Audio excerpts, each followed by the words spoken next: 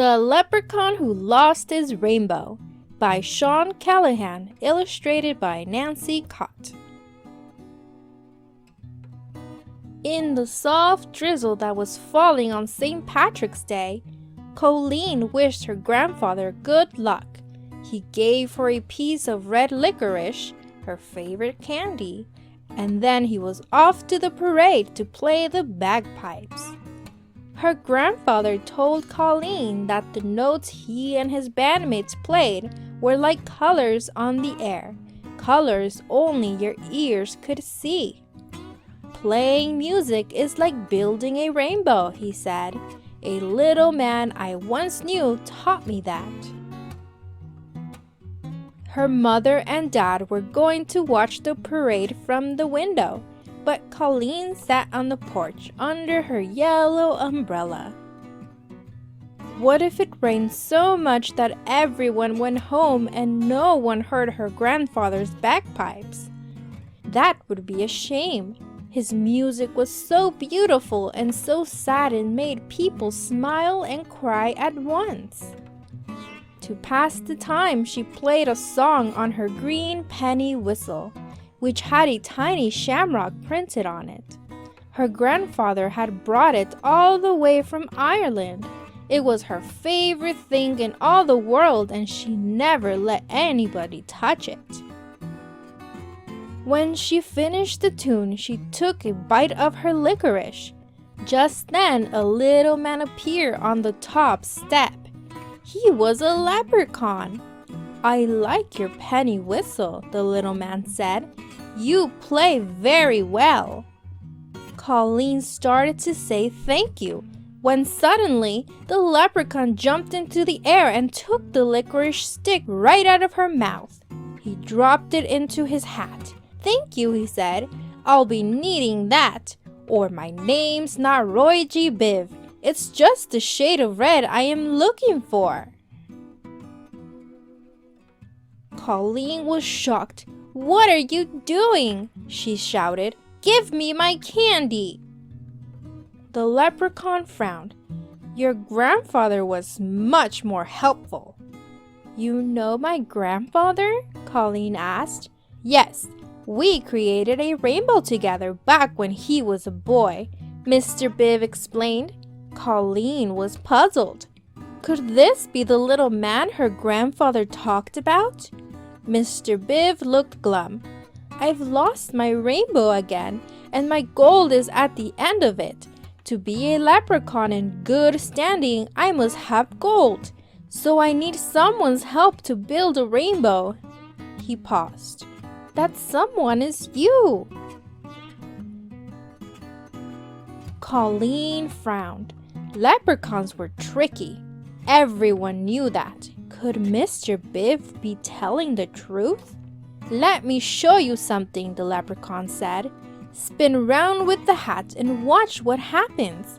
She twirled around holding the hat. Suddenly, a streak of bright red, just the color of her licorice, sprang out of the hat, hung in the air for a moment, and then disappeared. Colleen was amazed. "See," Mr. Biv said, "we're starting to make a rainbow. And if there's a rainbow, the sun will come out to shine on the parade." Colleen took a deep breath. "What do we do? For every color, I need something that belongs to you. Something red, orange, yellow, green, blue, indigo, and violet." Colleen looked around. There was her new orange basketball. She hated to give it up, but she tossed it into Mr. Bib's hat. Immediately, an orange streak shot up. She gave him her yellow umbrella. Yellow curved under the orange. When her blue ribbons went in, a beautiful blue appeared. Next to go was her indigo headband, and finally her favorite violet scarf. Now there was a rainbow of colors coming out of the hat.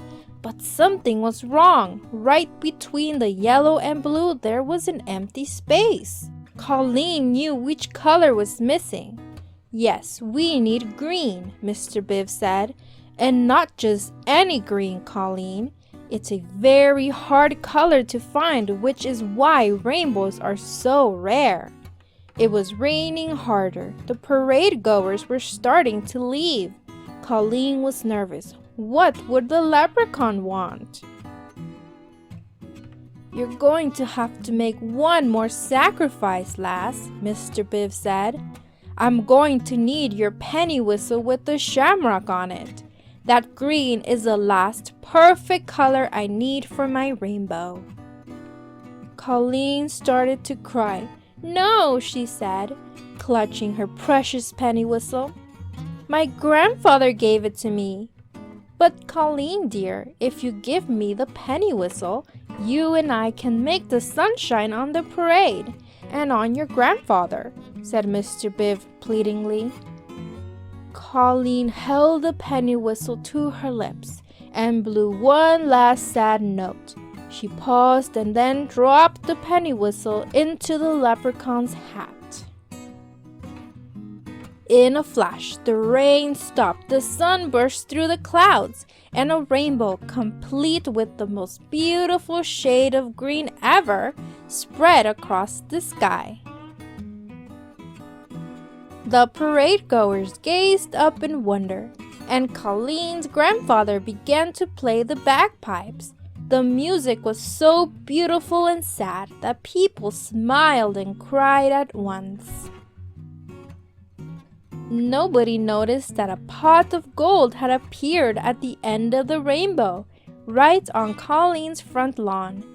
Roy G. Biv dug his hand into the pot of gold and pulled out a flute that looked just like Colleen's penny whistle. But this wasn't a toy flute, it was a real one made of silver. And there was a shamrock on it that looked like Colleen's, only this one was made of emeralds. Thank you for sharing with me, Mr. Biv said, and he handed Colleen the flute. And with that, he and his pot of gold were gone. Colleen's grandfather stood in front of her. Who was that you were talking with? He asked. Roy G. Biv, she said. He's a leprechaun. I thought I recognized him, her grandfather said. He gave me this flute, Grandpa. Ah, 'tis a nice one, silver, just like my bagpipes. What do you say we play a tune?